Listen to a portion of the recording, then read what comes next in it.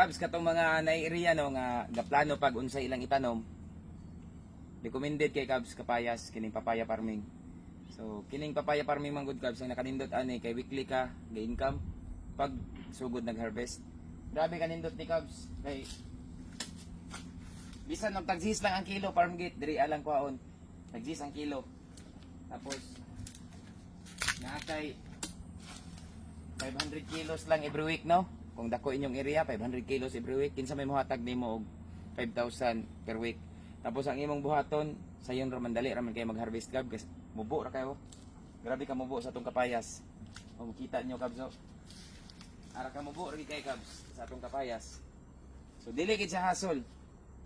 Akong maistorya sa inyo, papaya farming wala pagid ko ilain nga nasugatan no daghan naman ta na expose na tag sagingan, kalubihan, maisan pero wala pagilain nga katumbas no aning papaya farming.